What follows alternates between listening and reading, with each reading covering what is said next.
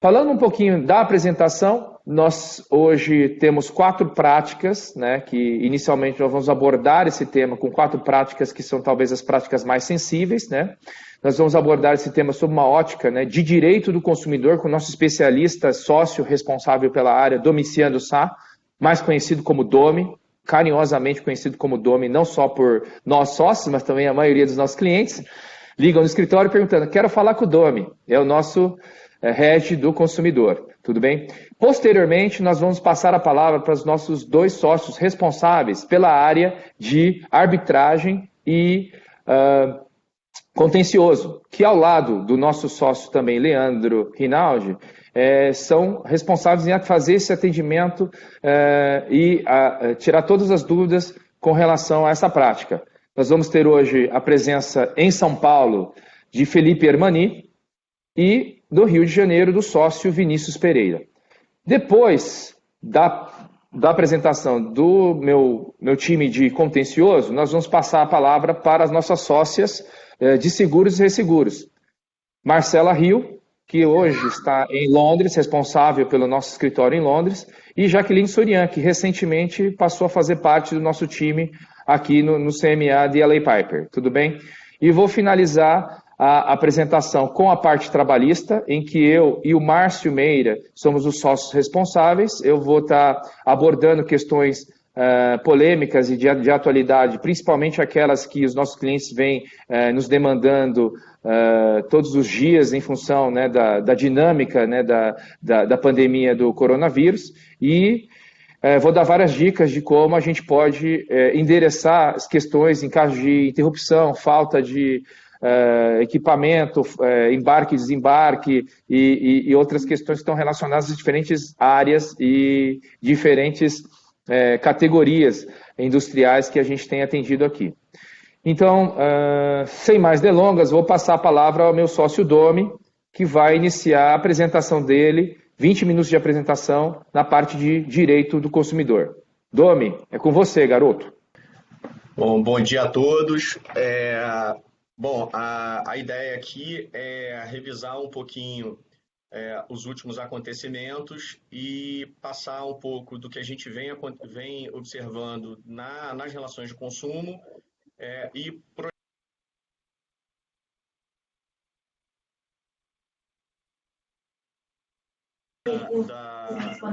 das consequências do Covid nas relações de consumo. Bom, o surto, como todos sabem, teve origem na China. As primeiras notícias foi de princípio uma infecção respiratória de origem desconhecida. Essa demora na identificação da causa provocou uma disseminação muito grande da doença.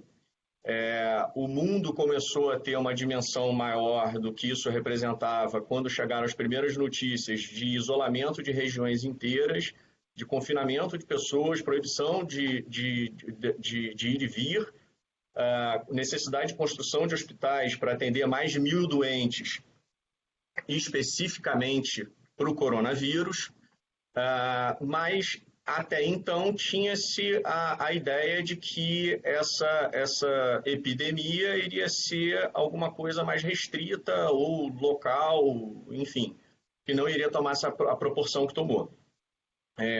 Passado algum tempo, o vírus começou a se espalhar, surgiram os primeiros casos já fora da região, e o que se viu foi o posicionamento de vários governos um pouco retardado, que foi atrasado, muito preocupado com questão de consumo das indústrias e etc. Aqui no Brasil, especificamente, o governo não adotou nenhuma medida restritiva logo de início. Prova disso que no que diz respeito à relação de consumo, no dia 6/3/2020, uma nota técnica do Ministério da Justiça relacionada a direito do consumidor, ela alertava já para o avanço da doença, mas ressaltava que nenhum destino turístico no Brasil está em risco diante das informações hoje existentes. E, de toda sorte, o risco por contaminação de coronavírus é muito inferior a outros riscos oferecidos por viagens no país. Ela ressaltava ainda que o contexto não oferece, nesse momento, situação classificável como caso fortuito ou força maior. Seguindo a mesma nota, destaque-se que não existe nenhuma recomendação do Ministério do Turismo sobre cancelamento de eventos turísticos pelo país por motivo do Covid-19. Caso isso venha a acontecer, é por recomendação do Ministério da Saúde. Nessa época, você já tinha uma informação contraditória, porque os órgãos de defesa do consumidor e os PROCONs pelo Brasil inteiro já recomendavam aos consumidores solicitar cancelamentos primeiro, e na indústria do turismo, que foi a primeira a ser atingida, a solicitar cancelamentos, remarcações sem qualquer custo adicional, já alegando exatamente caso fortuito e força maior, que depois vão ser melhor explicados pelo Felipe e pelo Vinícius. Isso já colocou uma pressão muito grande em cima das empresas, porque, de um lado, o governo, ao dizer que não tem nenhum risco eminente para o turismo e etc., o consumo continua. Se o consumo continua com base na ausência de risco, depois você tem um reflexo nas empresas que têm que absorver essas demandas, promovendo cancelamentos e etc. Pouco tempo depois, ou seja, essa nota técnica foi emitida no dia 6, no dia 11 a OMS declarou a Covid uma pandemia. O que se viu logo na sequência foi uma série de decretos e outras medidas aqui no Brasil, no sentido de limitar a circulação de pessoas, mercadorias, funcionamento de empresas, etc. Então, eventos públicos, atividades esportivas, funcionamento de escola, cinema, shopping, restaurantes, tudo isso em menos de 10 dias depois da nota técnica que indicava que não existia motivo para cancelamento de nenhum evento, já foi restrita a circulação de pessoas. Isso vai ser muito importante depois na análise da relação de consumo e nas demandas, porque a responsabilização das empresas vai partir muito em cima da previsibilidade dos eventos. No Brasil, o sistema de responsabilização adotado foi o da responsabilidade objetiva do fornecedor de produto ou serviço. Isso quer dizer que ele responde independentemente de culpa. Então, as empresas já ficam em uma situação mais frágil com relação ao consumidor. Existem algumas excludentes de responsabilidade, uma delas é justamente o caso fortuito, mas a análise é sempre feita de acordo com o caso concreto. O que se vai analisar? Se dentro daquele negócio, dentro daquela indústria, dentro daquela atividade, esse evento era previsível ou não, se ele estava dentro do risco do negócio da empresa ou não. A indústria do turismo, o primeiro impacto que teve foi o cancelamento massivo de pacotes. Um setor que foi particularmente afetado de marcação de pacotes e passagens aéreas. Então, Booking, Decolar, sofreram muito porque, embora eles façam a venda, eles não são os detentores do serviço em si, o serviço final. E pelo sistema brasileiro, ele fica responsável por toda a cadeia.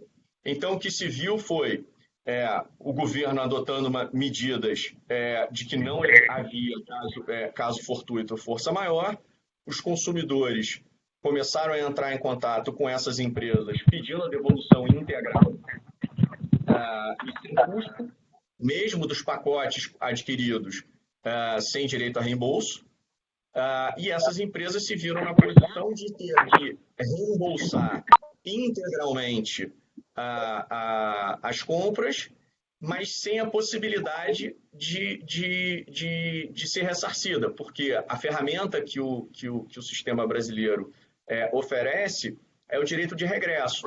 Então, ela responde perante ao consumidor integralmente e ela teria direito de ir contra o verdadeiro responsável, vamos dizer assim. Só que muitas vezes isso não funciona na prática, porque você obriga a empresa a demandar o seu principal parceiro comercial, o seu principal cliente, vamos dizer assim. Outros setores também vão ser, a gente está vendo que já existe pressão em outros setores por conta da dificuldade que vai se ver agora com logística, com mão de obra, disponibilização de mão de obra. Bom, enfim, a gente vai ver agora pressão em outros setores da economia, como eu ia dizendo, toda a cadeia de logística, fornecimento de matéria-prima, funcionários, por exemplo, construção civil, a gente imagina que vai ter muito problema com o prazo de entrega da obra por conta de ausência de funcionários e a impossibilidade de aglomeração. Indústria farmacêutica vai sofrer muita demanda por conta de desabastecimento de produtos e medicamentos de uso contínuo, por falta, seja de dificuldade de importação, dificuldade de obtenção de matéria-prima para a produção e etc. O que a gente recomenda para os clientes para tentar evitar ou mitigar os desdobramentos judiciais do Covid-19? Fundamental informação. A informação tem que ser clara e objetiva para os clientes nesse momento. Se tem alguma dificuldade, se a empresa já tem conhecimento de problemas, eles têm que ser comunicados.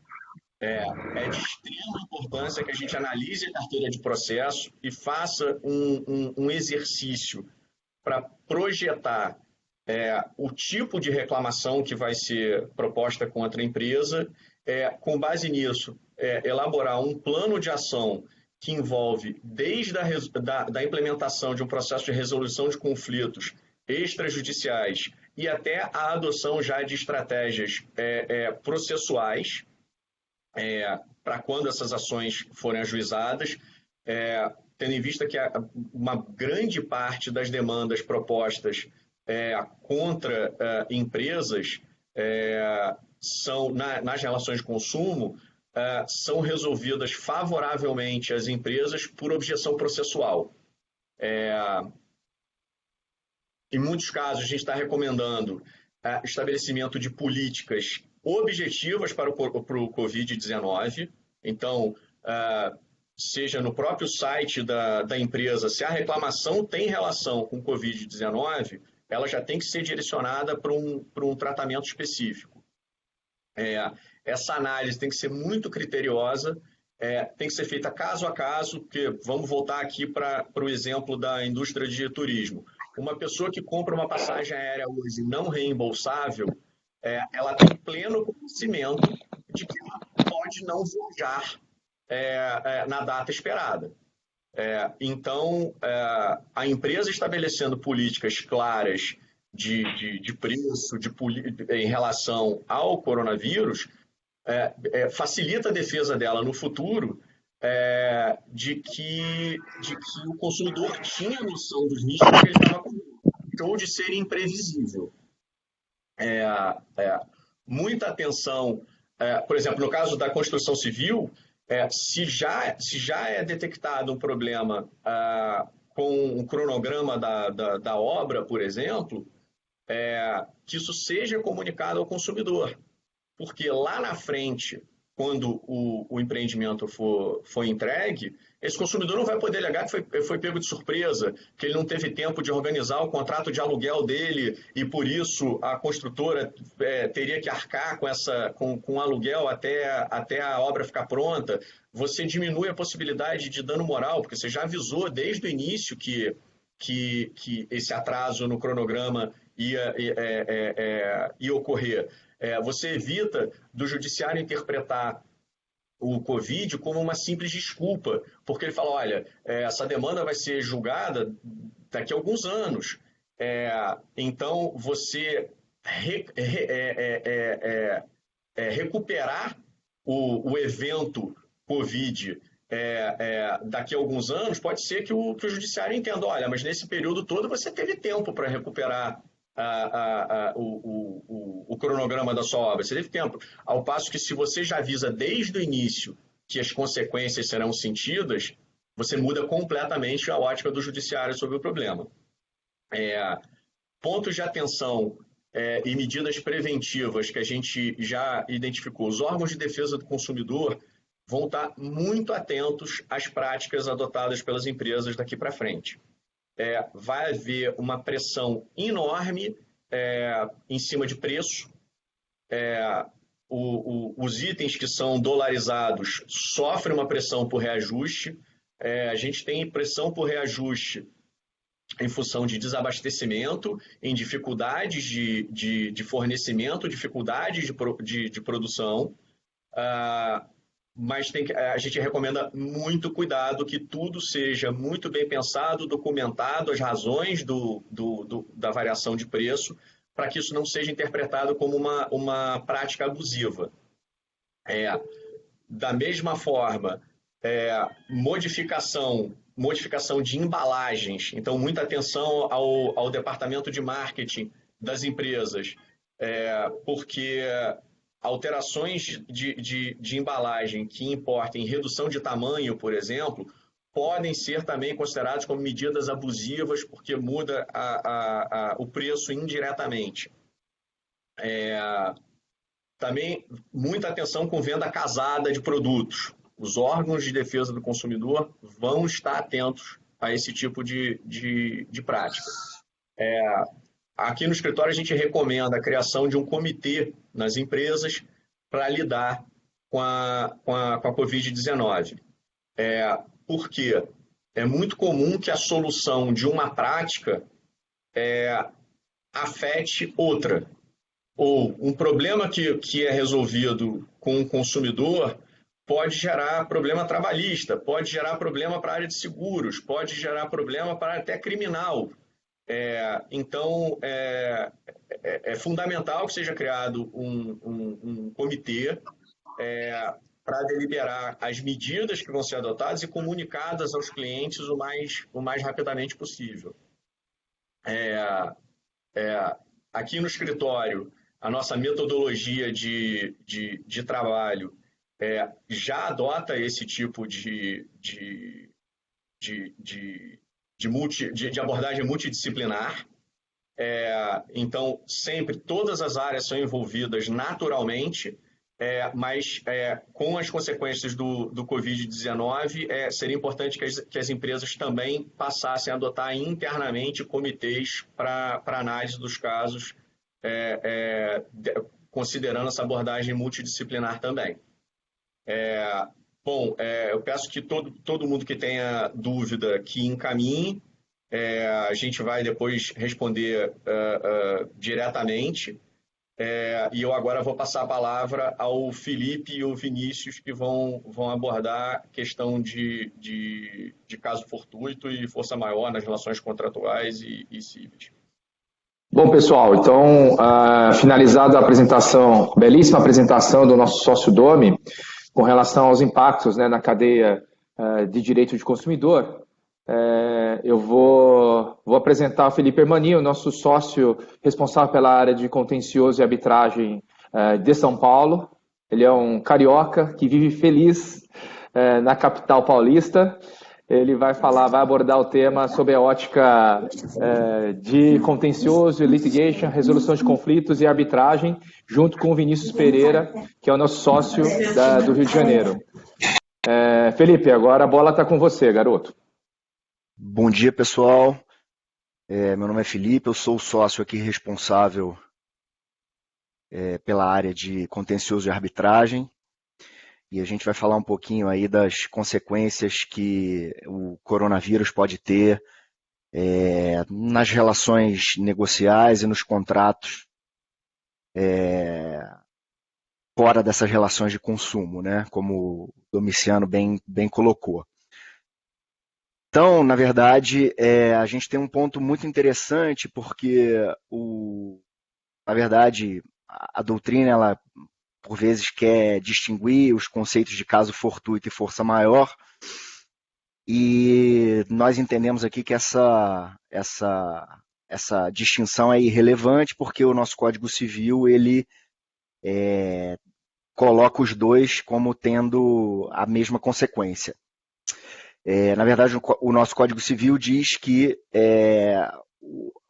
os eventos de força maior ou de caso fortuito é um fato necessário cujos efeitos a gente não consegue impedir ou evitar. Então, com base nisso, a gente tem elementos a gente tem um elemento objetivo, que é a inevitabilidade, ou seja, muita gente discute que seriam eventos que a gente não poderia prever.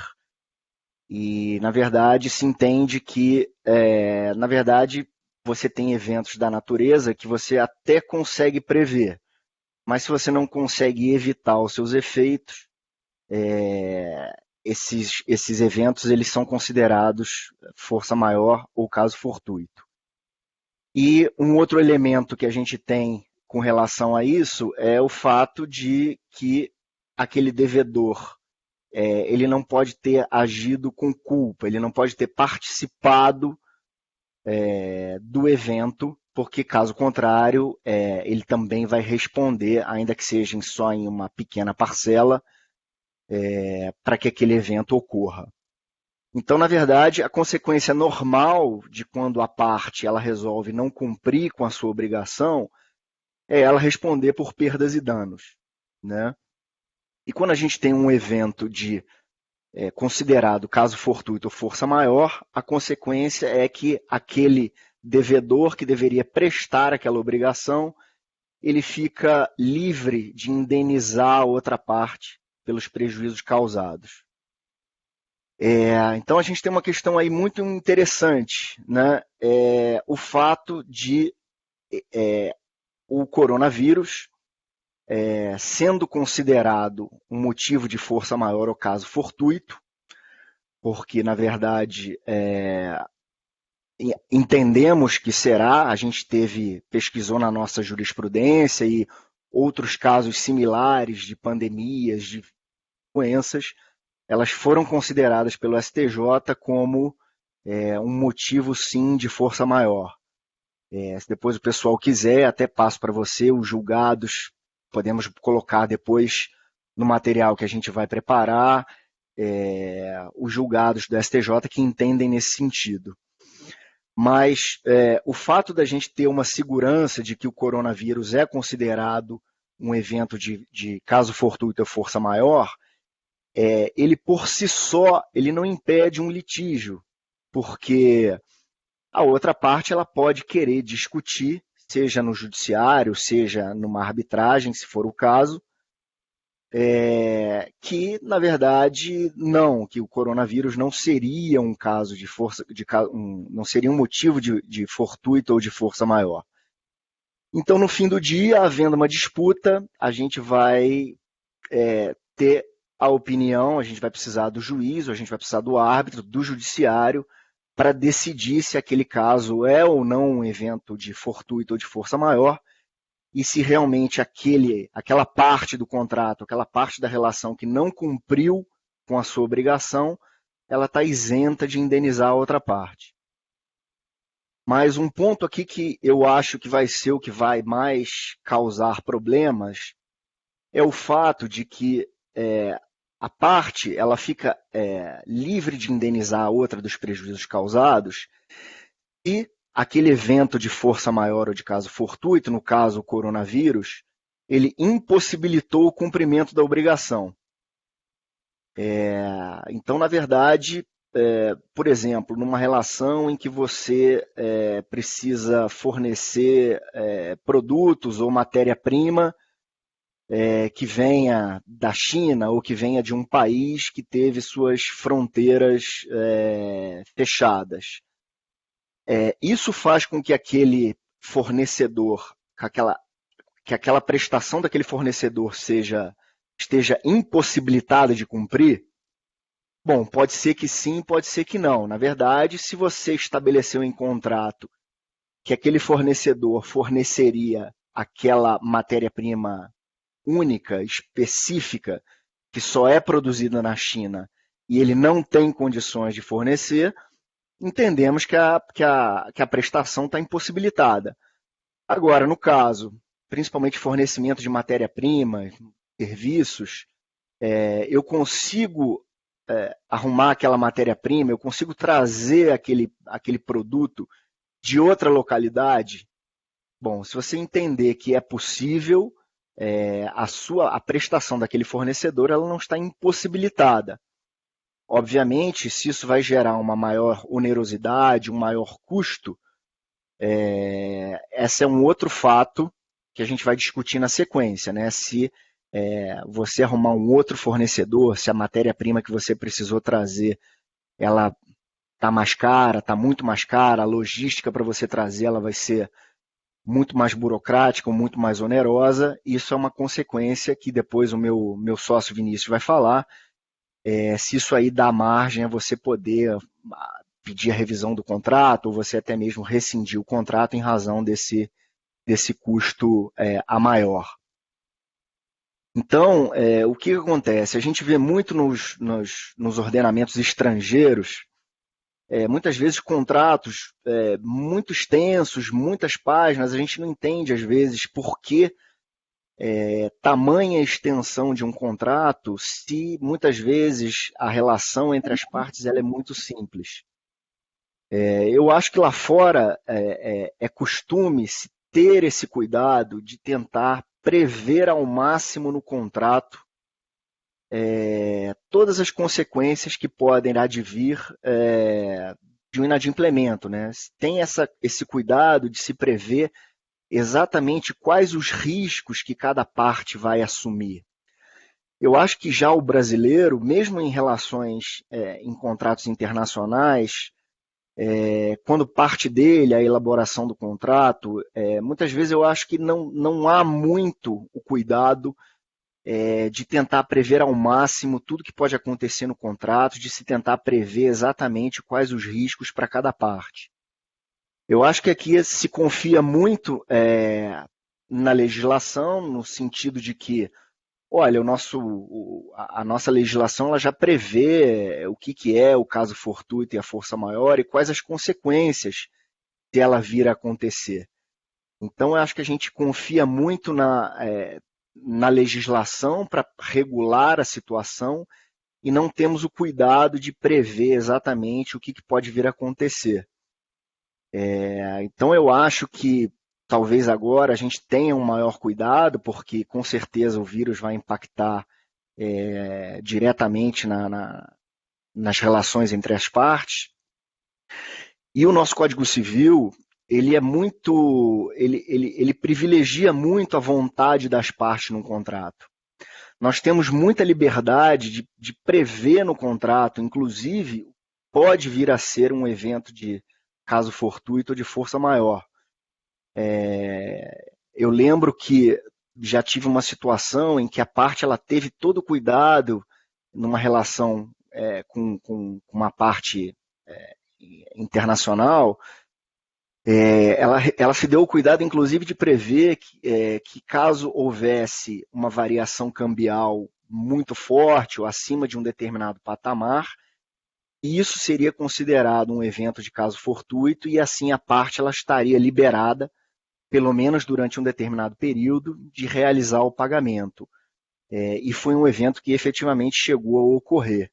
Quer dizer, as partes já tinham previsto no contrato, ou seja, não precisou haver uma discussão judicial demorada, um litígio, para decidir se aquela variação exagerada do câmbio seria ou não um evento de caso fortuito ou força maior. E recentemente a gente teve, inclusive, com essa declaração de direitos de liberdade econômica, a Lei 13.874 de 2019, eu acho que ela foi positiva no sentido de privilegiar a vontade das partes, de estabelecer uma mínima intervenção do governo nos contratos privados, somente em situações muito excepcionais e de forma bem subsidiária. Inclusive, ela trouxe um conceito interessante, que foi, se houver numa disputa uma dúvida com relação à interpretação das partes, com relação a certo conceito ou com relação a certa cláusula, e essa lei ela traz um conceito de que o judiciário ele deve, ao máximo, tentar manter o que as partes decidiram, né? A interpretação daquele contrato, daquela cláusula, ela deve ser de acordo com a vontade das partes naquela situação. Então, eu entendo que isso dá ainda mais, vamos dizer assim, mais poder às partes de decidirem nos seus contratos o que cada parte efetivamente decidiu assumir de risco e definir entre elas se um determinado evento vai se constituir como caso fortuito ou força maior e quais vão ser as consequências daquele evento para a relação entre as partes.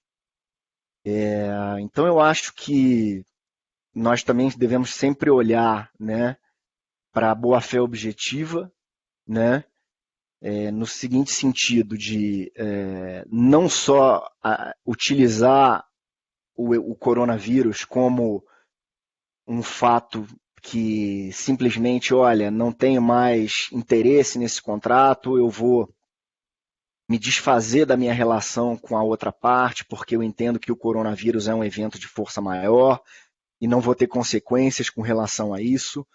Eu acho que o nosso judiciário ele está muito atento à boa-fé das partes, então eu acho que vai ser levado em conta o comportamento das partes sempre, mas se aquela parte ela procurou medidas alternativas para ao menos mitigar as consequências do coronavírus, se ela procurou outras formas de cumprir com a obrigação dela,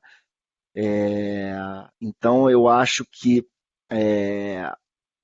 o coronavírus ele já vai gerar efeitos nas relações existentes entre as partes, ou seja, eu acho difícil que isso já tenha sido previsto, né, que os contratos atuais tenham toda essa regulamentação do que seria caso fortuito ou força maior ou não, ou seja, vai acabar que um litígio ele vai precisar ir para o judiciário ou para um tribunal arbitral para que se defina se é ou não caso fortuito ou força maior e quais vão ser as consequências da parte não ter cumprido com a sua obrigação com base nesse motivo.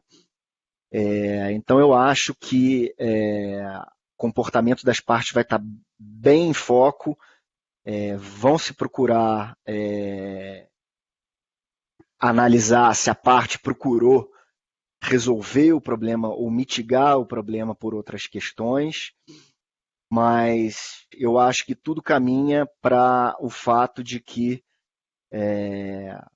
dependendo de como a parte se comportou, se ela tentou ou não buscar alternativas, como isso vai impactar, se na verdade, se realmente a obrigação por parte dela estava impossibilitada de ser cumprida e em razão disso ela não vai ter consequência por ter causado prejuízos à outra parte, ou se é possível outros instrumentos, como um pedido de revisão do contrato, ou pedido de nulidade de uma determinada cláusula.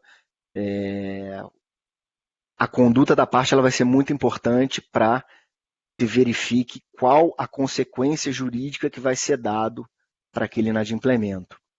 Mas essa parte da obrigação ela fica mais a cargo do Vinícius, meu colega, que vai complementar aí essa apresentação.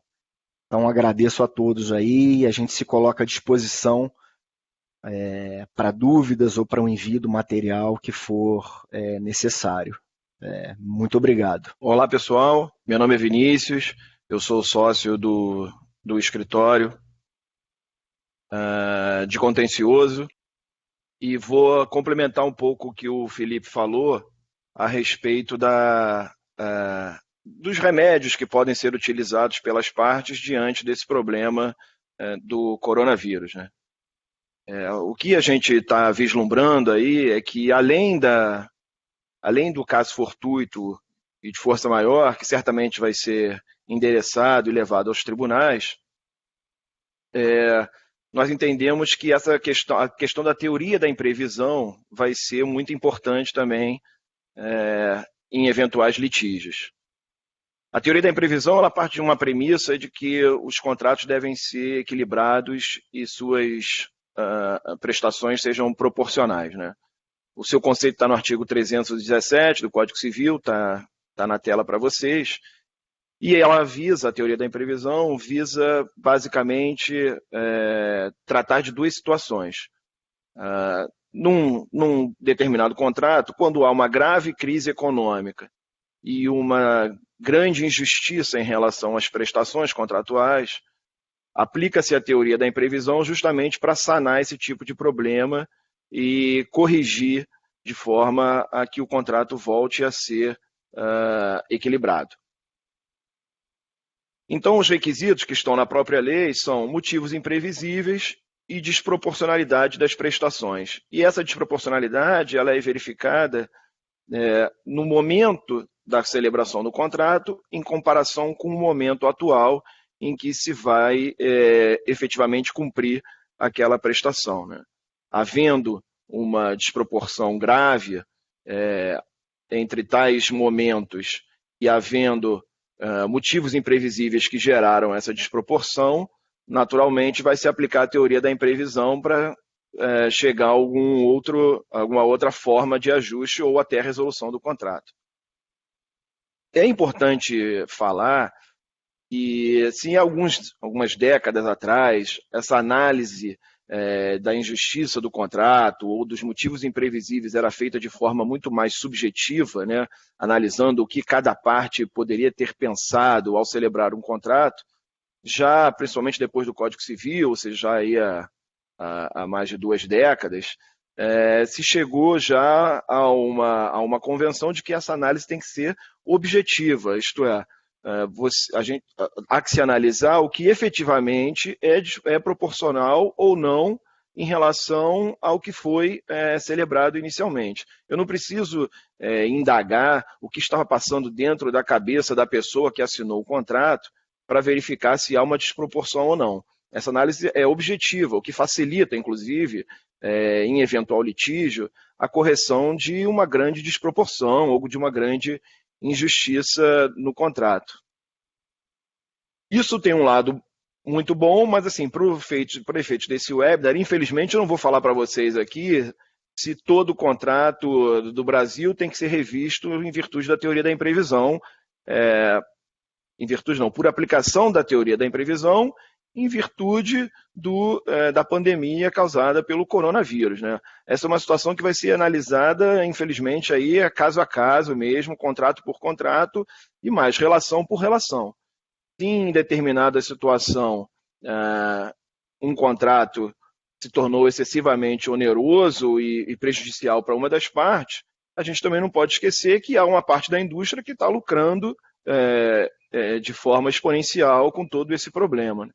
Então, já respondendo uma pergunta que me foi feita, me perguntaram, então eu posso simplesmente deixar de pagar o aluguel aqui, a minha empresa ocupa um imóvel, eu posso deixar de pagar o aluguel? Infelizmente, eu não vou conseguir dar uma resposta concreta para isso, porque a incidência da teoria da imprevisão depende necessariamente da análise daquela situação em concreto para saber se houve uma desproporção. Tudo vai depender da capacidade da parte demonstrar, no caso concreto, se houve ou não um desequilíbrio excessivo, porque o motivo imprevisível, aparentemente, eu vejo como fácil demonstrar, né? A pandemia causada pelo coronavírus é um motivo imprevisível, salvo naquelas situações que, como bem explicou o Felipe, o próprio contrato endereçou Mas partindo da premissa que não endereçou, que é um motivo imprevisível, a gente vai ter que analisar o caso concreto para chegar a uma análise um pouco mais detida da situação. A teoria da imprevisão conversa muito proximamente com outro instituto jurídico, que é a onerosidade excessiva, prevista no artigo 478 e 479 do Código Civil, também na tela para vocês. Na verdade, a onerosidade excessiva é uma consequência ou uma aplicação prática da teoria da imprevisão. De acordo com a onerosidade excessiva, né, com a resolução do contrato por onerosidade excessiva, havendo um contrato de trato sucessivo, né, um contrato continuado, se uma das prestações se tornar excessivamente onerosa, e daí o nome da teoria da onerosidade excessiva, com extrema vantagem para outra, causados por acontecimentos extraordinários, poderá aquele devedor pedir até a resolução do contrato. A gente consegue ver, então, na própria lei estão os requisitos de aplicação da onerosidade excessiva, e vocês vão ver que eles conversam muito proximamente com os requisitos da teoria da imprevisão. São acontecimentos extraordinários, imprevisíveis, que gerem uma vantagem ou desvantagem muito grande para uma parte. Enfim, há uma conversa muito próxima entre esses institutos, de forma que, havendo essa imprevisibilidade ou essa desproporção, a parte pode recorrer ao judiciário, alegando justamente a onerosidade excessiva do seu contrato e pedindo a intervenção do judiciário, né? Essa vai ser uma questão muito interessante de ser observada na prática, porque, como o Felipe destacou, a Lei de Liberdade Econômica restringiu um pouco, ou pretendeu restringir um pouco, a atuação do judiciário em relação aos contratos privados, né?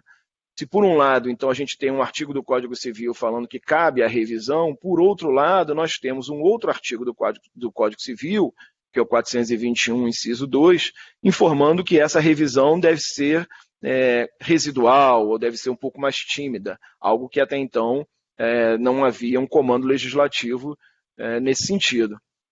Vai ser interessante a gente ver, então, como o judiciário vai encarar essa possibilidade de revisão e se a onerosidade excessiva vai se aplicar nos exatos termos do artigo 478. Havendo essa onerosidade, o que vai acontecer aqui é que nós vamos nos ver diante de duas possibilidades. O contrato pode ser resolvido, e isso está no próprio artigo 478, e para quem não é advogado, resolvido é um termo jurídico para dizer encerrado. O contrato pode ser encerrado, ou o contrato, e aí já partindo para o artigo 479, pode ser modificado de forma a torná-lo mais equilibrado, né? Um dos aspectos importantes aqui, e que certamente vai ser enfrentado na prática, é como se dá essa resolução. O artigo 478 deixa claro que é por sentença, ou seja, aparentemente, a parte deve buscar o judiciário para obter uma decisão judicial declarando a resolução do contrato. Não cabe, por exemplo, você simplesmente mandar uma carta ou uma notificação para outra parte e informar: o nosso contrato está resolvido por onerosidade excessiva. Ainda que isso seja feito, provavelmente a outra parte vai instaurar um litígio, seja judicial ou arbitral, para questionar exatamente essa opção da parte pela resolução do contrato. E além da resolução, a própria lei permite que o contrato seja revisado e que as partes equitativamente alterem as suas condições. Esse assunto é muito importante porque vai se dar uma renegociação, necessariamente vai se dar uma renegociação do ajuste entre as partes. E nós entramos num assunto que é muito novo no Brasil, coisa de pouquíssimos anos para cá, atualmente há um livro apenas a respeito, que é que se há um dever de renegociação no ordenamento jurídico brasileiro. Evidentemente que eu já posso adiantar para vocês que não há uma norma, não há um dispositivo legal determinando que uma parte sente e renegocie os termos de um contrato com outra. Mas há muito boa doutrina já sustentando hoje em dia que a parte, principalmente em momentos como esse, que causam um desequilíbrio num contrato, que causam uma excessiva onerosidade, há uma boa doutrina informando que há sim o dever de renegociar os seus termos em situações como essa. Então, em casos como esse, não cabe ao credor cruzar os braços e aguardar simplesmente o cumprimento, aguardar e exigir o cumprimento das condições previstas no contrato por parte do devedor. Na verdade, essa doutrina que sustenta o dever de renegociar no ordenamento jurídico brasileiro parte de duas premissas. Ela basicamente sustenta, com base na superação da visão tradicional da obrigação, em que o credor tinha uma posição dominante em relação ao devedor, ela sustenta que essa visão está superada, para que devedor e credor, hoje em dia, se encontrem numa situação de igualdade, de forma que ambos devem cooperar, não só o devedor pagando, mas o credor também estendendo a mão e, em situações como essa, possibilitando uma renegociação para se atingir o equilíbrio novamente, de forma, enfim, que as duas partes cooperem para que a obrigação seja adequadamente cumprida, que é a própria finalidade da obrigação, né? Todo mundo busca o cumprimento da obrigação. Além disso, essa doutrina sustenta que o dever de renegociar se dá com base na boa-fé objetiva, né? Que é um dos princípios mais importantes do direito privado brasileiro, de forma que, hoje em dia, não seria mais justificável e possível um credor, em uma situação de manifesto desequilíbrio como esse, simplesmente exigir o cumprimento do contrato como pactuado anteriormente, ignorando toda a situação de crise econômica aguda e grave desequilíbrio entre as prestações. Enfim, essas questões são novas no direito brasileiro, elas certamente chegarão ao judiciário ou aos tribunais arbitrais para serem tratadas e enfrentadas, e vai se chegar, assim, vai ser muito importante a gente ver como o judiciário vai resolver as questões, porque elas sinceramente, assim, elas vão variar conforme o caso concreto, entendeu? Eu reitero aqui o que o Felipe falou, é importante que as partes tenham muito cuidado na conduta que elas vão adotar a partir desse momento de crise, entendeu? Se eu puder fazer uma sugestão, eu acho que vale a pena, sim, enviar uma carta informando a necessidade de renegociação, explicando objetivamente quais são os critérios, porque eu tenho certeza que isso vai ser levado em consideração pelos julgadores em um eventual futuro litígio. Eu acho que vai ser mal visto ou até considerado antijurídico a postura daquele devedor, daquele credor que simplesmente ignora a possibilidade, ignora a crise e ignora a possibilidade de renegociar um contrato em bases mais equilibradas e justas. Enfim, esses eram os comentários rápidos. Obviamente que a gente não vai conseguir esgotar todo o tema nesse webinar, mas eu me coloco à disposição de vocês para a gente prosseguir no debate aí. Se precisarem de alguma coisa, podem mandar e-mail que a gente vai tratando ao longo dos próximos dias. Tá legal? Vou voltar a palavra então para o Tanabe, para passar o assunto para as minhas sócias que vão tratar desse problema sobre a ótica de seguros e resseguros. Obrigado, pessoal. Um abraço. Vinícius, obrigado pela sua brilhante apresentação. Agradeço também o Felipe Hermani, que iniciou, né, o debate nos aspectos de resolução de conflitos e contencioso e arbitragem. E agora eu tenho o prazer de anunciar as minhas duas sócias, representantes da área de seguros e resseguros, Marcela Rio, diretamente de Londres, onde o coronavírus, né, está num estágio bem mais avançado do que aqui no Brasil, e Jaqueline Surian, que recentemente passou a fazer parte do nosso quadro de sócios, para brilhantar ainda mais a nossa prática de seguros e resseguros. Jaqueline Surian ainda traz uma outra competência complementar, que é justamente relacionado aos fundos de pensão, previdência privada, tá? Ela domina muito esse assunto, principalmente quando se trata de regulação e retirada de patrocinadoras, tá? Oi, Tanabe, obrigada pela apresentação. Eu sou a Marcela, sócia da área de seguros aqui do Campus Melo, junto com a Jaqueline. A gente vai passar aqui um pouquinho sobre os principais impactos no setor de seguros em decorrência do coronavírus, do Covid-19. Como todo mundo sabe, a gente está passando aí por uma situação de pandemia em proporções não vividas por muitas décadas, né? Já aqui, por exemplo, como o Tanabe disse, eu estou baseada em Londres. Aqui, para eles, é a maior crise de saúde pública já vivida em mais de um século e a maior restrição de direitos individuais em tempos de paz. Isso, claro, vai trazer grandes impactos sociais e econômicos, principalmente agora com essas indicações de isolamento social e políticas de trabalho remoto sendo impostas por muitas empresas. Muitos setores da economia vão sofrer com perda de produtividade, cancelamento, ineficiências, e a gente imagina que para o setor de seguros isso não vai ser muito diferente.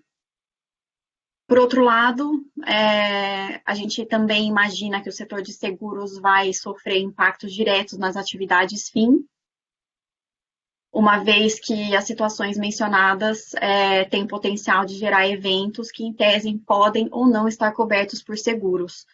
Entendemos que para as seguradoras, com certeza elas estarão recebendo um volume grande de notificações dos seus segurados, e eles vão ter um papel importante para regular esses sinistros de forma ainda mais eficiente do que a gente sabe que já é feito, com toda a seriedade que a situação requer. E, sem dúvida, a gente vê essa crise como um momento de aprendizado e também de inovação para o nosso setor.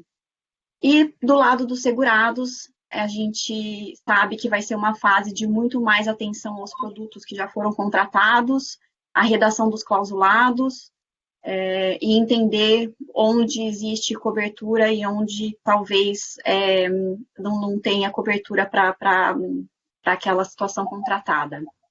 Então, a gente trouxe aqui para a nossa apresentação alguns comentários sobre o tema de seguros, trazendo os principais impactos que a gente consegue ver, por enquanto, que podem afetar os seguros que foram contratados pelas empresas no Brasil, bem como para as companhias seguradoras e resseguradoras.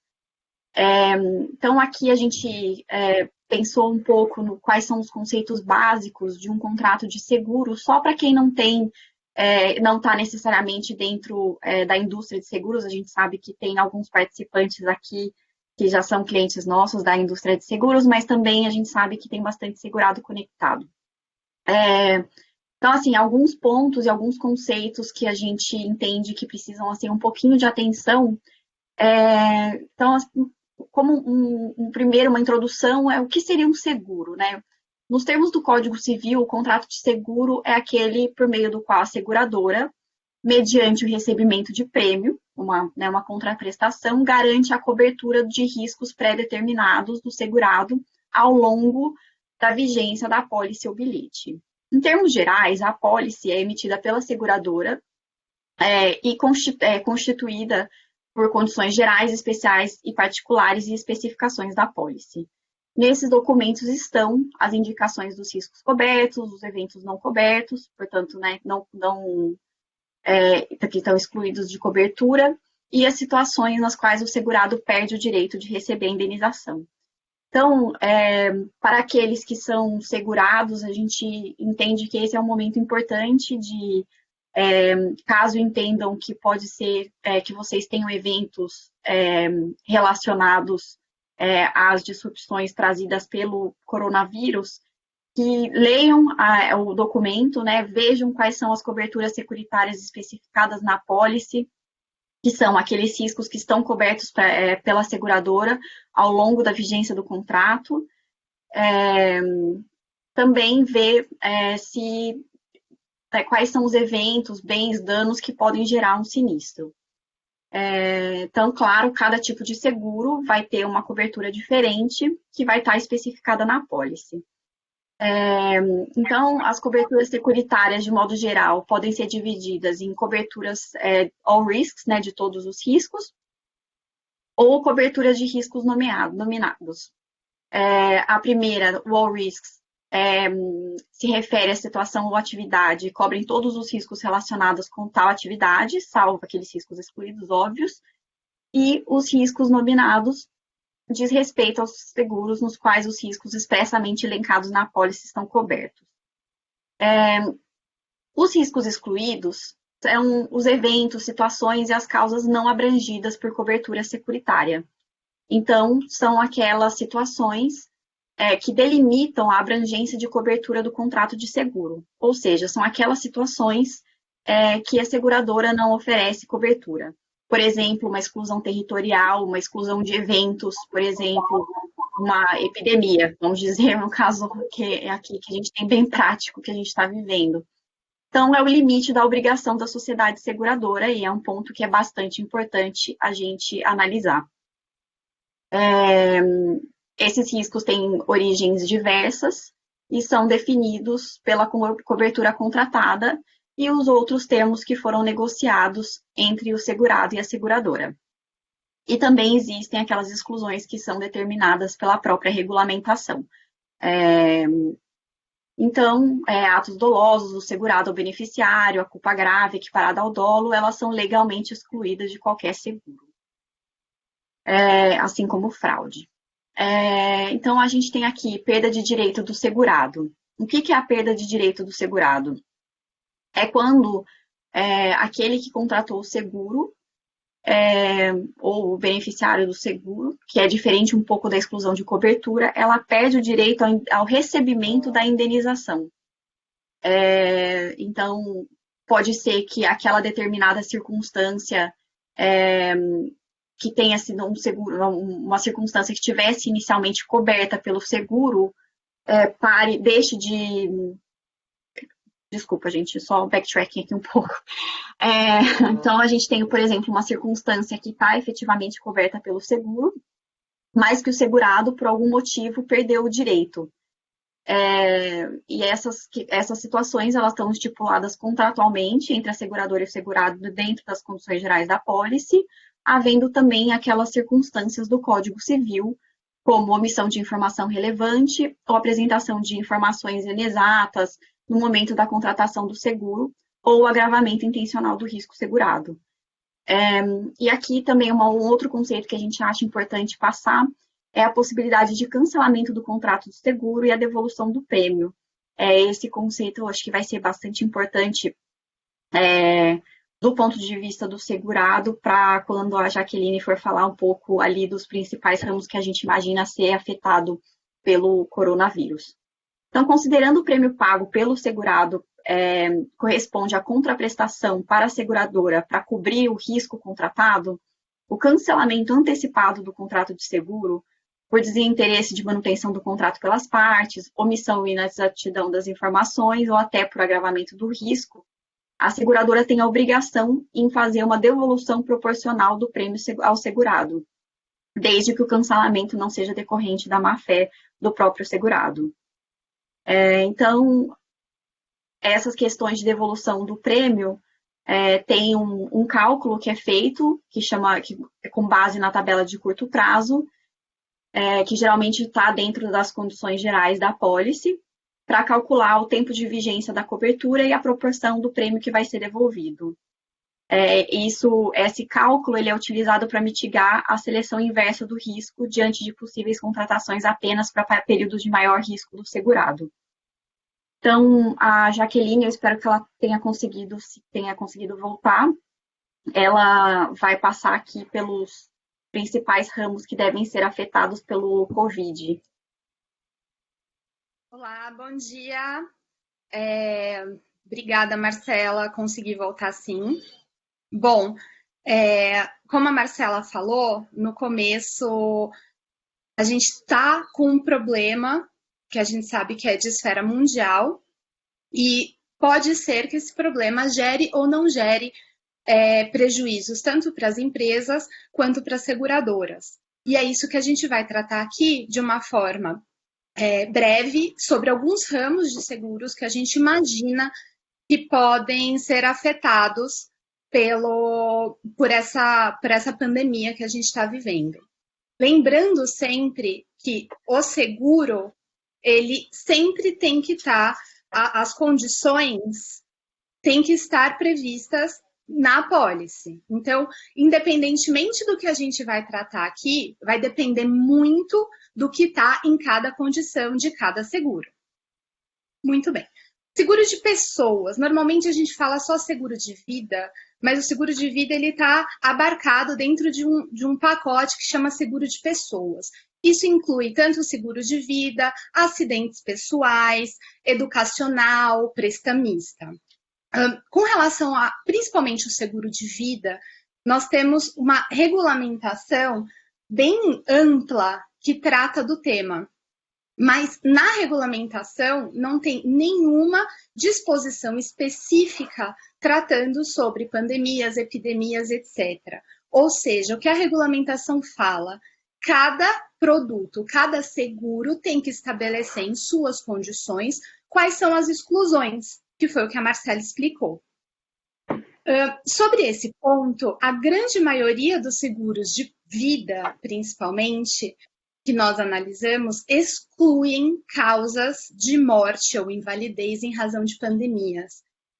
Isso pode ser um indicativo de eventual, inclusive, crescimento de demandas no judiciário em razão de mortes, que infelizmente já começamos a ter aqui no Brasil, em decorrência do Covid-19. É interessante mencionar que ontem a Federação Nacional dos Corretores de Seguros publicou uma nota pedindo para as seguradoras não aplicarem a exclusão de pandemia para os seguros em razão do Covid. Então, esse é um tema que provavelmente não vai passar em branco, porque realmente, se ocorrerem a quantidade de mortes que está previsto, a gente pode ter um problema de cobertura securitária para essas pessoas, principalmente para os beneficiários. O seguro de lucros cessantes, ele estabelece uma cobertura para garantir a diferença entre o lucro bruto ou lucro líquido, despesas fixas de uma determinada empresa, em razão da interrupção de negócios ou diminuição da capacidade laborativa. Esse seguro, na grande maioria dos produtos que a gente viu, normalmente cobre essa interrupção de negócios em razão de acidentes, incêndio, raio, explosão ocorridos na empresa, que isso sim impossibilitem ou diminuam a produtividade daquela empresa. Então, em razão disso, provavelmente, e de novo, lembrando que isso vai depender do clausulado de cada seguro, mas provavelmente essa diferença de produtividade que as empresas podem vir a sofrer em razão da pandemia não vai estar abarcada pelo seguro. Nesse ponto, é importante mencionar que não só as empresas como os autônomos também vão ter impacto. Então, é importante verificar, por exemplo, se a empresa tem cobertura para esse tipo de evento, como a gente disse, normalmente não está, porque depende muito de um acidente ocorrido, e que não é o caso aqui. Outro seguro que a gente entende que pode ter impacto relevante agora em razão da pandemia é o seguro de eventos. Esse seguro, na verdade, ele é um combo de várias coberturas que estabelecem cobertura, garantia para quando você vai fazer um evento. Acredito que a principal cobertura aqui que pode ser impactada é a cobertura de cancelamento de eventos. Porque nós vimos recentemente que a grande maioria dos eventos estão sendo cancelados ou adiados em razão da pandemia. Essa cobertura, normalmente, tem cobertura para doenças não fala pandemia, a grande maioria fala epidemias de doenças contagiosas, sendo que nós vimos algumas exclusões para gripe aviária e H1N1. Não vimos nenhum tipo de exclusão para o influenza, por exemplo, ou outros tipos de doenças que possam estar relacionadas. Então, para o seguro de eventos, em especial a cobertura de cancelamento de eventos, aparentemente vai ter cobertura, de novo, ressaltando, depende do clausulado, vai depender da situação, porém a gente entende que essa cobertura de cancelamento de eventos pode ter um impacto grande, não só para segurados, como para seguradoras. O seguro compreensivo empresarial, ele também, assim como de eventos, é um combo de diversas coberturas, diversos eventos, diversos seguros dentro de uma apólice. Então, você tem, por exemplo, responsabilidade civil do empregador, você pode ter, dependendo do ramo de atividade daquela empresa, você tem responsabilidade de estabelecimento de ensino, você tem danos à propriedade. Então, são diversos seguros dentro de uma mesma apólice. Nesse seguro, a gente entende que o principal impacto seria de novo, no lucro cessante, que normalmente entra como cobertura, como um tipo de cobertura do compreensivo empresarial, porém outros tantos, como eu falei, o seguro de responsabilidade civil de estabelecimento de ensino. Nós analisamos alguns clausulados e a grande maioria deles exclui contaminação por doenças, sejam profissionais, laborativas, etc. Então, provavelmente, nesse seguro, a cobertura vai depender muito, de novo, do clausulado, porém, casos de pandemia não estarão incluídos, provavelmente.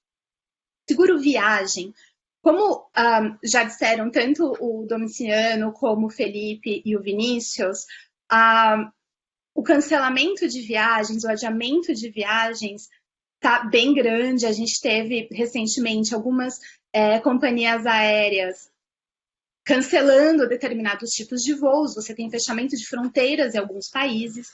Então, o seguro viagem, e aqui ressaltando, é o seguro viagem previsto pela Resolução 315 e não produtos só de assistência à viagem, porque são produtos diferentes.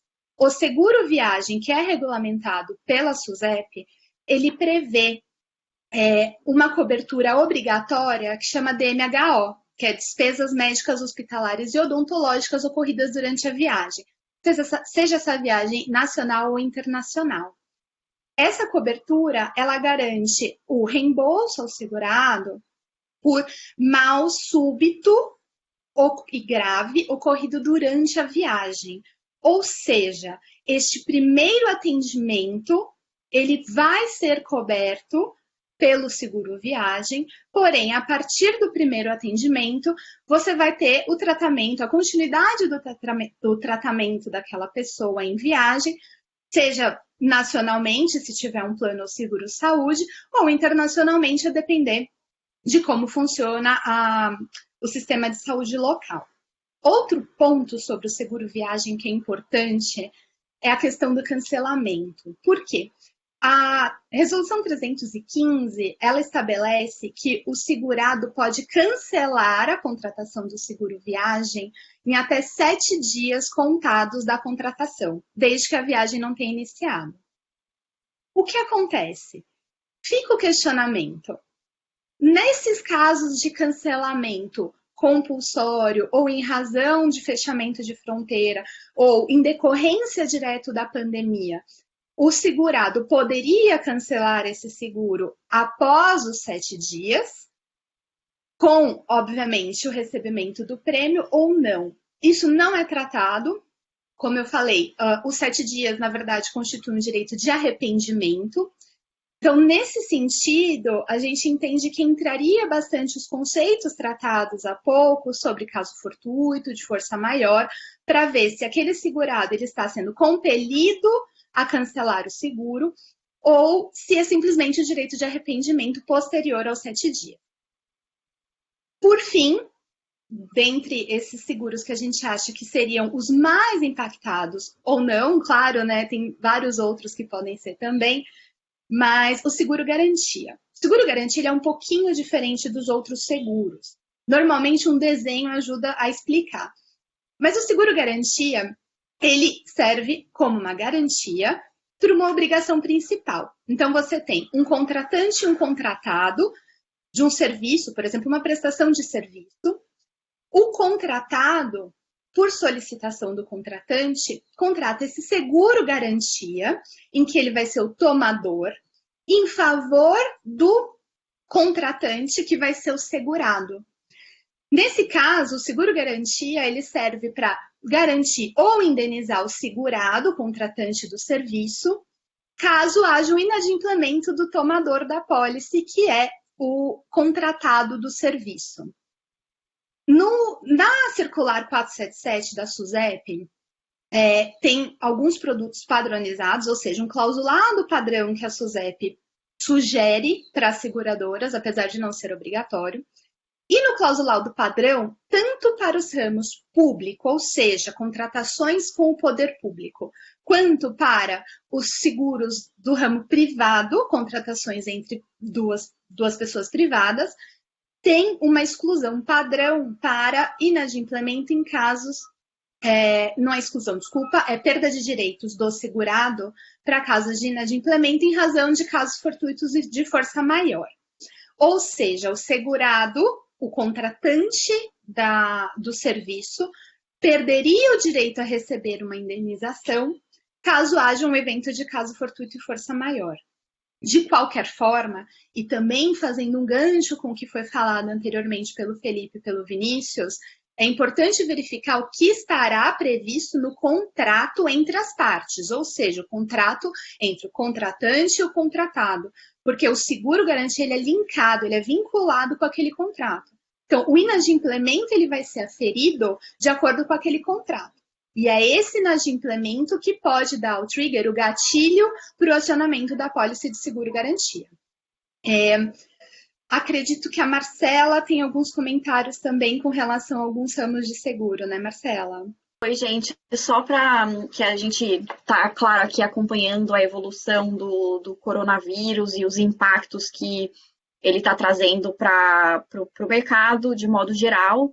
Então, a gente tem visto, assim, outros produtos que podem ser impactados, que é o seguro de crédito, cyber, a gente já tem visto empresas reportando o aumento de ataque cibernético e responsabilidade civil, incluindo o D&O. A gente tem acompanhado as notícias internacionais, onde empresas já têm apresentado reclamações nesse sentido. Então, acho que a reclamação e o impacto nos produtos vai ser bem ampla, principalmente dependendo da evolução dos impactos do coronavírus nos negócios e na sociedade de modo geral. Então, falando um pouquinho aqui das exclusões usuais dos produtos, que a Jaqueline já mencionou,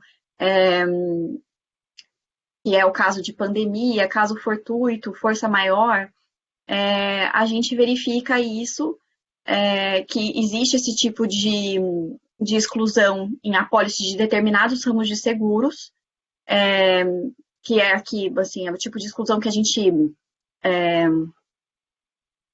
tem visto endemia, epidemia, pandemia, que são declarados por autoridades nacionais ou internacionais.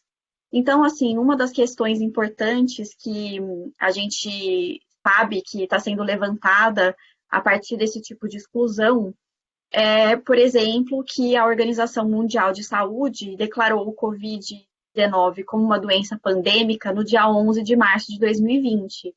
Então, como fica definida a cobertura de um sinistro decorrente diretamente da pandemia decretada?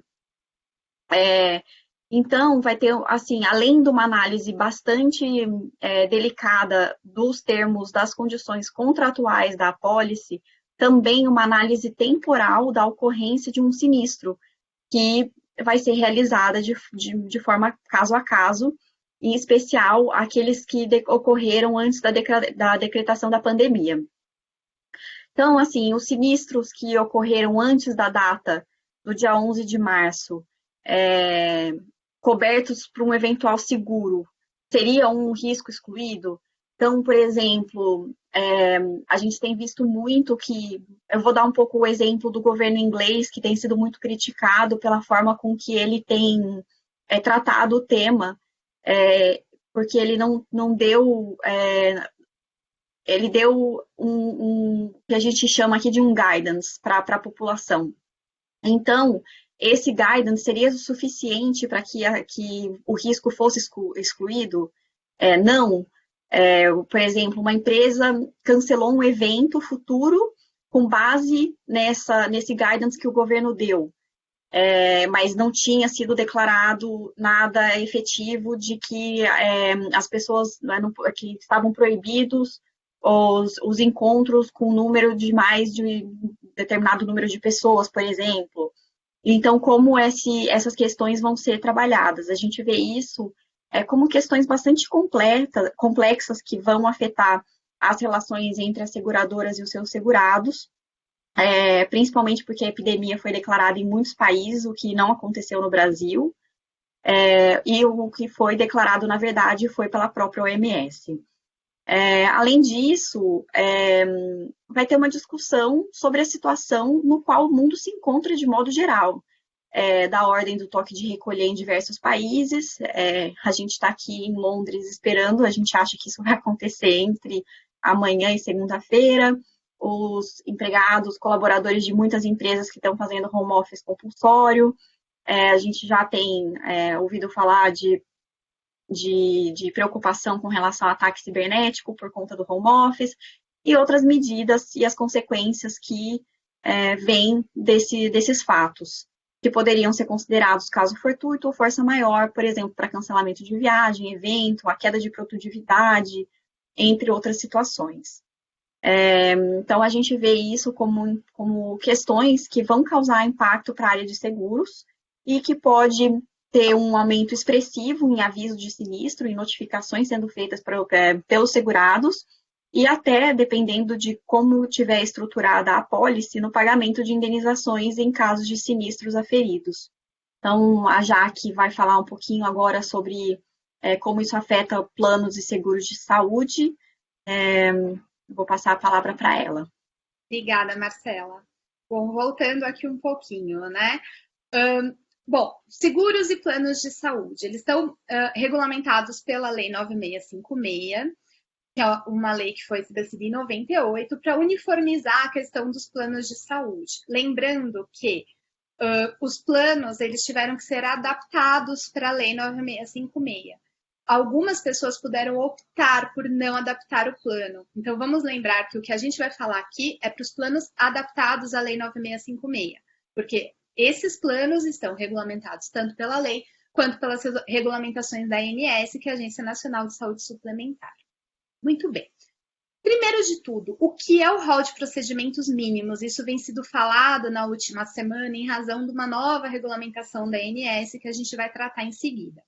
Rol de procedimentos mínimos, atualmente ele está estabelecido pela Resolução Normativa da ANS 428, e ele estabelece os principais procedimentos obrigatórios de cobertura para os planos de saúde comercializados no Brasil.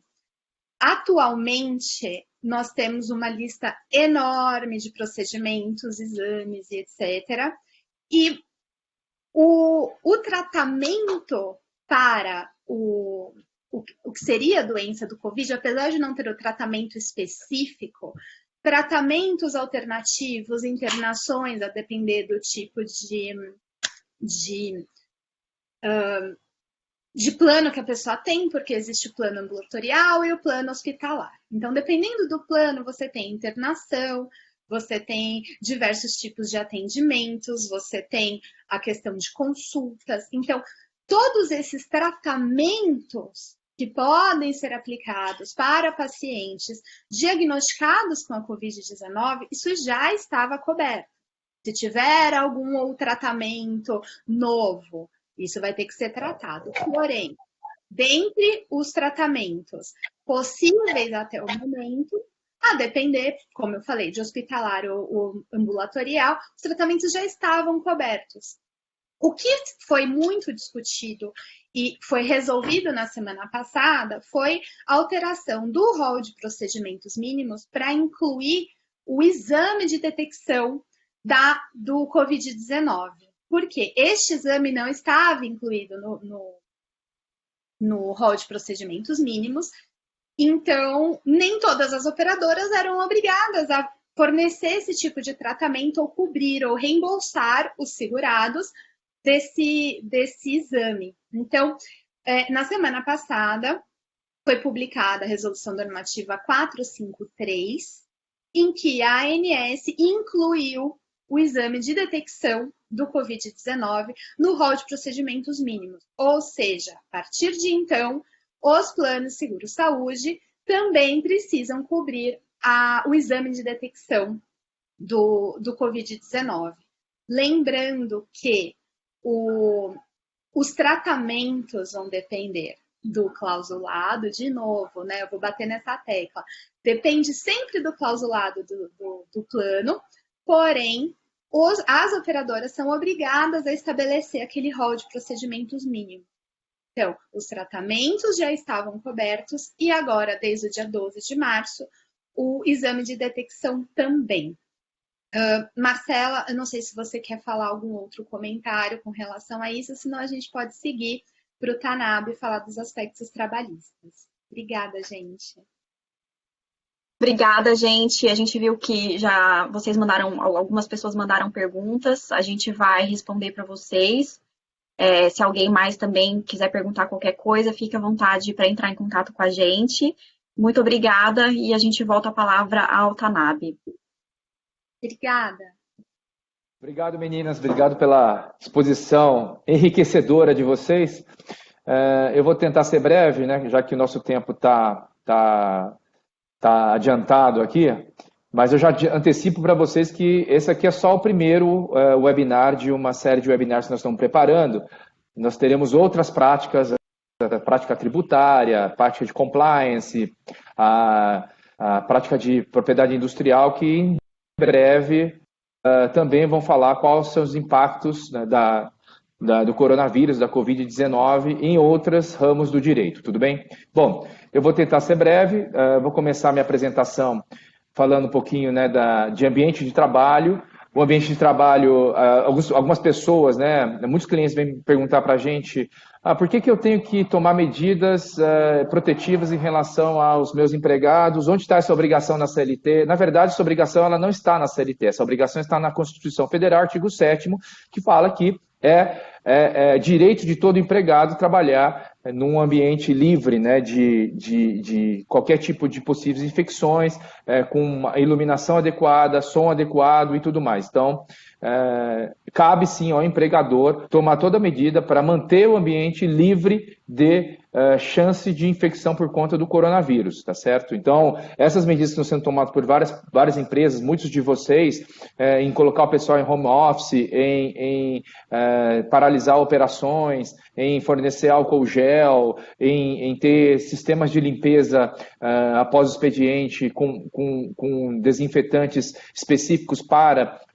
esse tipo de virose, são medidas corretas, tá certo? Justamente porque posteriormente pode haver uma discussão sobre a negligência do empregador, objetiva, responsabilidade da empresa em função de uma possível infecção de seus trabalhadores, tá certo? Obviamente, nossos clientes vêm questionando muito a legalidade desse tipo de imposição e é óbvio que num processo judicial futuro a gente consegue, reunir provas para defender a empresa de que todas as medidas para manutenção de um ambiente de trabalho saudável e seguro foram tomadas no meio dessa pandemia que está tomando conta do mundo, do Brasil, né, e do mundo inteiro, tudo bem?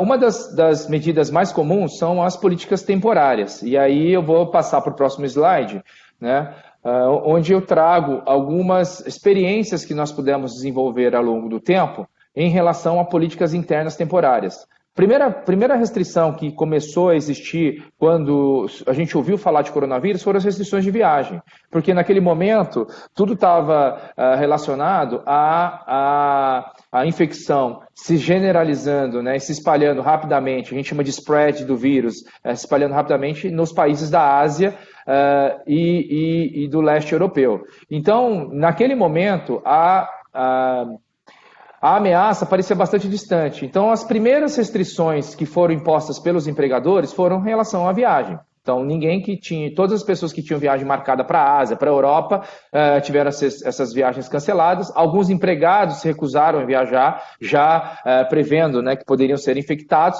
né? Então, eles conversaram com seus empregadores, negociaram o adiamento dessas viagens e tudo mais. E naquele momento, então, surgiram as primeiras políticas internas dizendo restringindo viagem, proibindo ou restringindo viagens.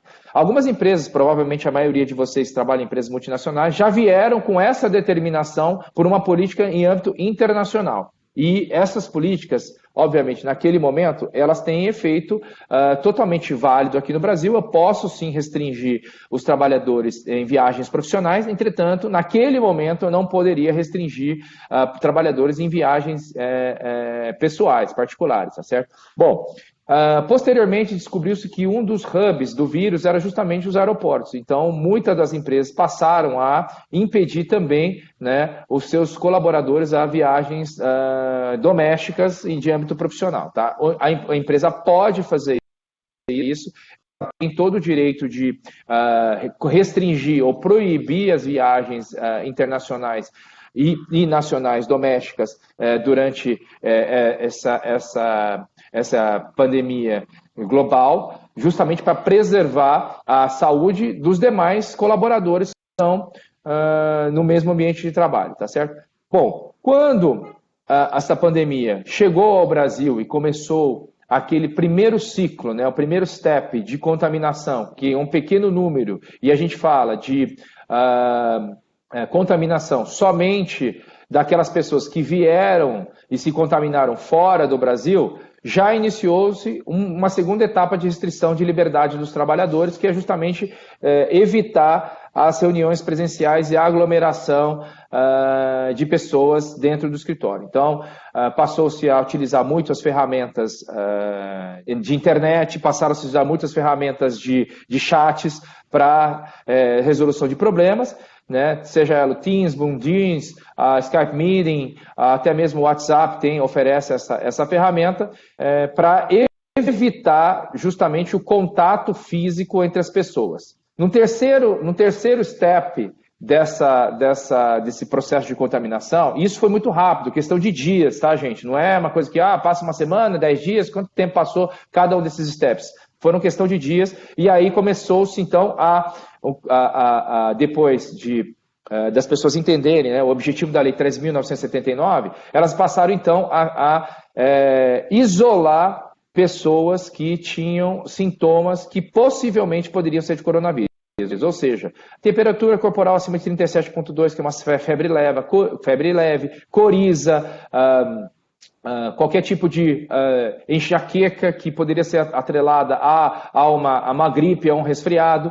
Todas essas pessoas que estavam apresentando um quadro clínico de redução de capacidade regenerativa por parte do sistema imunológico, elas então passaram a ser isoladas com base na Lei 13.979, e essa lei considera que esse afastamento, ainda que não mediante a apresentação de testado médico, são consideradas licenças médicas. Portanto, os 15 primeiros dias elas são remuneradas pelo empregador.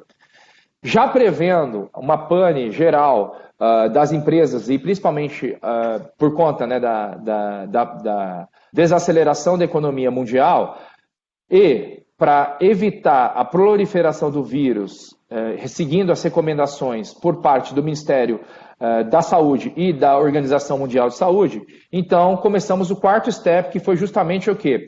A orientação dos trabalhadores para que não trabalhem no escritório ou que trabalhem em regime de home office.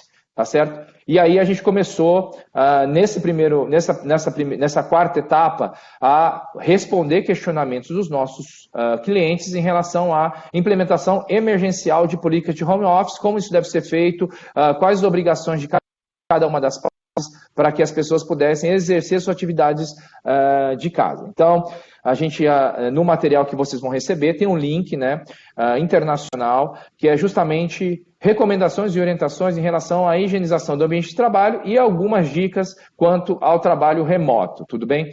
E aí, dentro dessas dicas, a gente vai entrar, então, nessas políticas internas temporárias, a gente vai entrar um pouquinho na política nas políticas mais comuns, que é justamente a do home office. A gente tem visto isso no próximo slide, né? Antes de falar um pouquinho de home office, então, dando seguimento aqui a casos suspeitos e confirmados, né? O caso suspeitos deve encaminhar para o isolamento, ou seja, ele não deve ir trabalhar, ele deve permanecer em casa e, em caso de agravamento, encaminhar ele para fazer o exame do coronavírus. A gente sabe que, no início, as pessoas correram de maneira desenfreada para fazer os exames. E hoje, o Ministério da Saúde recomenda só a testagem para coronavírus quando o quadro clínico se agrava, tá certo? Isso porque não existe no Brasil um contingente suficiente para atender, né, a demanda atual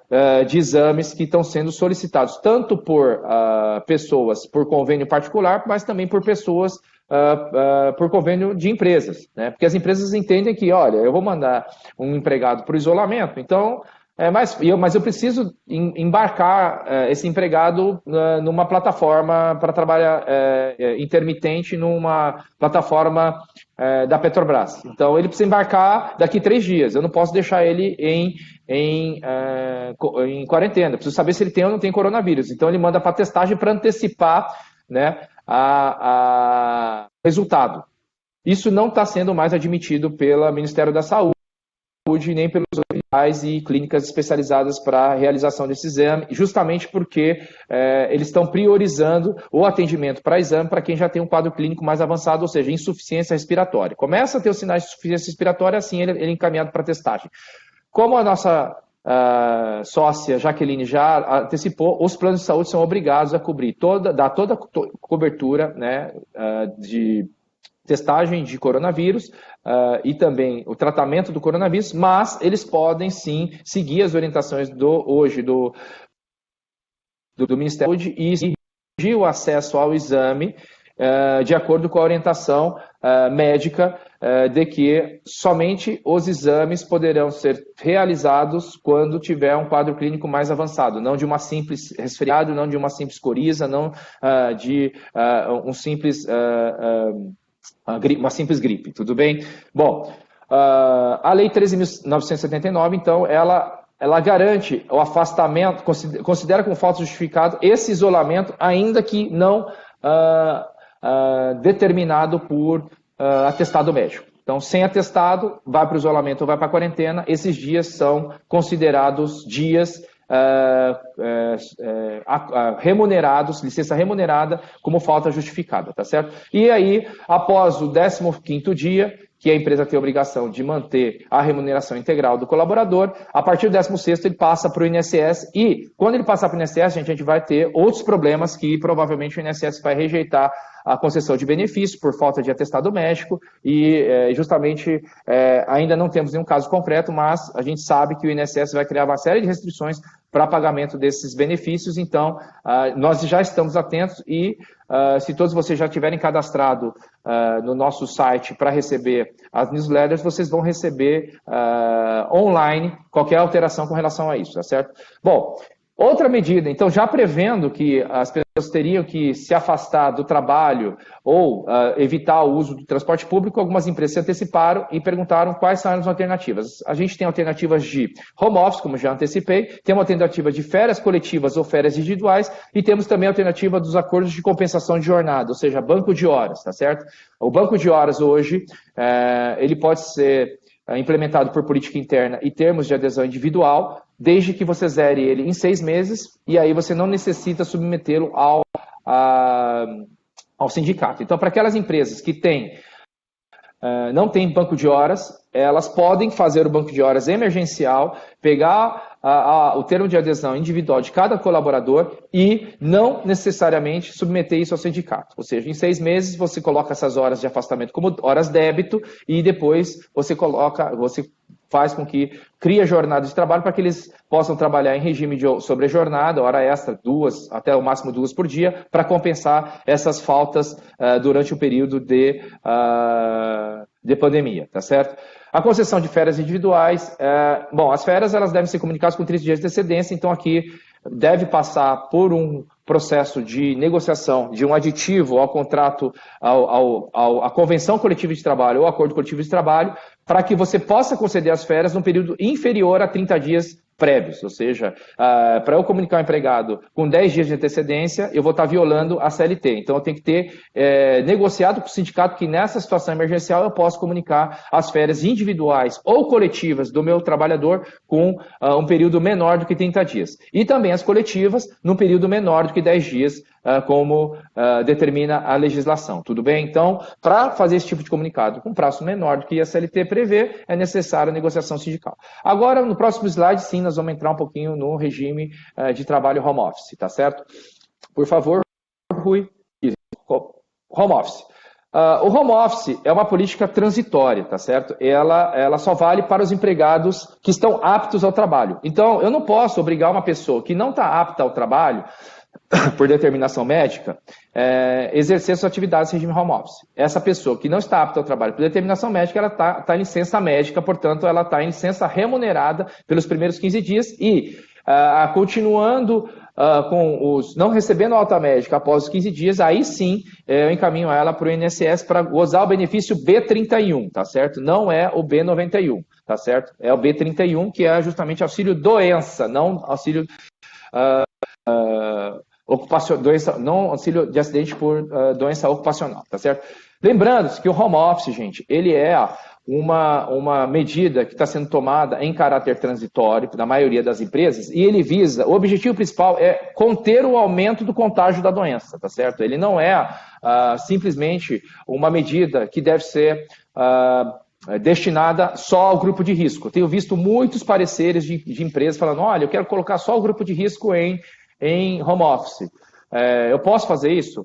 Em princípio você pode, mas isso não atende a recomendação do Ministério da Saúde. O Ministério da Saúde quer que as pessoas fiquem em casa. Então, o spread do vírus, ele se dá mais justamente nas pessoas que são assintomáticas. Aquelas pessoas que têm 20 anos, abaixo de 20 anos, em geral, a maioria dos casos, eles são assintomáticos, ou seja, eles adquirem o vírus, eles transmitem o vírus, mas não desenvolvem nenhum tipo de sintoma, tá certo? Então, não recomendo, embora seja possível, né, você priorizar o regime de home office, né, o trabalho à distância remoto, por parte da população acima de 60 anos, que tem doença cardiorrespiratória, que tem doença pulmonar, nós recomendamos que isso não seja discriminatório, isso seja geral para todos os empregados e a empresa ela tem a obrigação de dar condições, né, para essas pessoas trabalharem em regime home office. O empregador deve arcar com salário integral, gente. O regime home office não significa que você pode reduzir a remuneração desse trabalhador, tá certo? Você vai deixar de pagar alguns adicionais. Por exemplo, adicional de periculosidade ou adicional de insalubridade. Esses adicionais eles podem ser suprimidos, uma vez que ele não vai estar trabalhando num ambiente perigoso ou num ambiente insalubre. Então, nesse caso, você pode suprimir, e também você pode suprimir o vale transporte, porque a intenção é justamente que ele não se desloque. Então, nesse período, você pode suprimir também o vale transporte. Você não pode suprimir o vale refeição, porque ele vai ter que se alimentar. E você pode alternar o vale refeição para o vale alimentação, justamente para que ele possa fazer o uso disso em supermercados.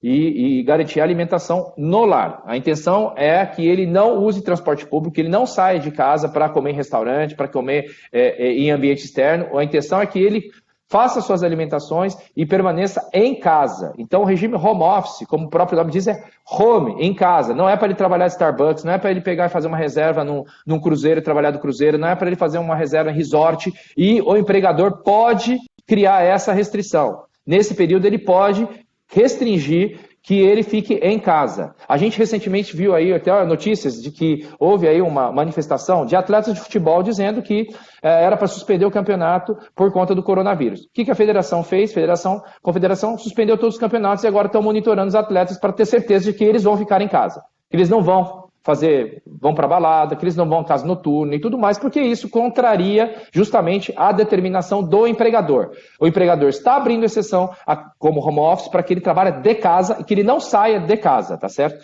Ele fica confinado. Essa restrição na liberdade do direito de ir e vir das pessoas, ela é um direito da Constituição Federal, perfeitamente. É um direito da Constituição Federal. Quando é decretada uma pandemia pela OMS, o que acontece? É aplicado também o artigo 5º da Constituição Federal, que determina que pode-se editar leis emergenciais de restrição da liberdade do indivíduo. Então, se houver descumprimento de lei, ainda que ela possa ser considerada uma violação frontal à liberdade constitucional, nesse cenário de pandemia, essas normas são válidas, tudo bem? Então, a gente está vendo muitas notícias dizendo que haverá suspensão do contrato de trabalho por 60 dias, pago pelo seguro, financiado pelo seguro-desemprego. Sim, se sair um MP ou uma lei sobre isso, ela será válida. Olha, estão falando em redução de jornada com redução salarial. Isso já está previsto na Constituição e ela também será válida se assim for decretado. Então, neste momento de pandemia, há sim a necessidade do governo, do Poder Executivo tomar. Estamos acompanhando elas de perto, inclusive muito próxima, né, com ótimo relacionamento da comissão tripartite que está tomando decisões emergenciais no Ministério da Economia. Assim que sair do forno, essas medidas provisórias e essas medidas provisórias a gente vai estar comunicando aqui nos nossos webinars ou também no nosso mail list, e vocês vão receber isso de primeira mão. Lembrando que esse não é o momento oportuno de vocês tentarem modificar o contrato de trabalho do trabalhador em prejuízo ao trabalhador. Então, se isso for em prejuízo ao trabalhador, aditar o contrato em prejuízo ao trabalhador, não em caráter emergencial, isso vai ser considerado nulo, de acordo com o artigo 468 do CLT, tudo bem? E as pessoas que vão trabalhar em regime home office, ela deve ter condições de trabalhar em regime home office. Então, se ela não tem internet banda larga, a empresa deve conceder internet banda larga. Se ela não tem computador, a empresa deve conceder infraestrutura para o computador. Tudo bem? O que eu estou recomendando fazer, em razão do caráter emergencial, é justamente, né, uma política interna em que, no termo de adesão do trabalhador à política interna que vai trabalhar em regime home office, ele declare que ele tem sim um ambiente de trabalho com iluminação adequada, com mobiliário adequado e com um cômodo adequado em que ele possa exercer suas atividades livre de ruído, de possibilidade da informação vazar, livre de acesso por outras pessoas ao computador da empresa. Então, ele tem que dar esse tipo de garantia, porque senão a empresa não vai ter tempo de fiscalizar todos os ambientes de trabalho de todo mundo para verificar se tem a cadeira adequada, o mobiliário adequado. Por que eu estou dizendo isso? Embora o acidente doméstico não seja considerado acidente de trabalho, a doença ocupacional adquirida em home office, ou seja, lesão por esforço repetitivo dos membros superiores, ou até mesmo, né, uma lesão na coluna ou na cervical, em função da má postura quando está exercendo trabalho em casa, esse tipo de doença pode ser considerado doença ocupacional e gerar o afastamento B91. Razão pela qual, sim, o empregador deve estar atento ao mobiliário e ao local de prestação de serviço dentro da casa do trabalhador. E durante esse período, gente, eles não podem ser enquadrados no 62, inciso 1º, trabalho externo. Durante esse período, eles devem ter o registro de controle manual, ou seja, a folha externa de controle de jornada. Uma vez que esses trabalhadores eles se enquadram na atividade cujo exercício necessita o trabalho externo, que é o caso do vendedor, que tem que visitar clientes, participar de reunião externa, que é o caso, por exemplo, de um advogado de contencioso, que tem que atender as audiências diretamente de casa e tem os atrasos, então ele faz a jornada dele baseada na justiça, no andamento da justiça. Então, essas atividades externas são inerentes, estão ligados à função da pessoa. Não posso pegar a pessoa porque está em home office, colocar em a atividade externa, tudo bem? Bom, então essas aqui são as dicas em relação ao home office transitório. Eu tenho mais um slide aí, ou acho que eu finalizei por hoje. Sim, tenho mais um. O último, caso a empresa perceba que esse assunto do coronavírus ele vai se estender mais do que o previsto. E eu estou garantindo para vocês que sim, ele vai se estender. Bom, primeira coisa, você tem a possibilidade de conceder férias coletivas aos colaboradores. Você tem, por exemplo, a possibilidade de implementar um banco de horas de 6 meses por política interna, porque acima de 6 meses você deve negociar com o sindicato. Então, a reforma trabalhista, ela trouxe a possibilidade de você negociar esse banco de horas de 6 meses, tá certo? Você pode aplicar uma licença remunerada, ou seja, suspender alguns benefícios, mas manter o trabalhador em casa, o pagamento de alguns adicionais e suspender alguns benefícios, manter o trabalhador em casa em licença remunerada. Você pode tentar buscar as alternativas previstas nas portarias ministeriais, né, de acordo com a atividade econômica que você exerce, e colocar o trabalhador em qualificação, regime de qualificação online, ou seja, o próprio Ministério do Trabalho tem esse canal, e atualmente a gente sabe que as montadoras já deram entrada nesse pedido, onde parte da remuneração do trabalhador ela é paga pelo Fundo de Amparo ao Trabalhador enquanto ele permanecer em casa, em qualificação online, tá certo? Eu acho que a grande maioria dos segmentos de vocês não vai estar enquadrada nessa modalidade, né, de benefício, tanto que o governo está editando uma medida provisória que vai prever suspensão do contrato de trabalho e o pagamento desse período pelo sistema de seguro-desemprego. Então, parte ela é elegível a esse benefício, parte vai ser elegível a outro benefício. Vocês podem reduzir a jornada de trabalho e os salários proporcionalmente, desde que negocie com o sindicato. Isso já é possível com base na Constituição Federal, mas o governo também está buscando editar uma medida provisória para fazer isso de maneira direta por acordo individual de trabalho. E vocês podem negociar já com os sindicatos das categorias uma antecipação de férias, ou seja, aquelas pessoas que vocês querem colocar em férias em um período de comunicação inferior a 30 dias, ou aquelas pessoas que não têm férias, vocês querem antecipar período de férias, vocês devem negociar com o sindicato. A comunicação de férias progressiva num prazo menor de 10 dias também é preciso negociar com o sindicato. E, evidentemente, a redução de jornada, a redução de salários, ou até a dobra, né, do regime embarcado,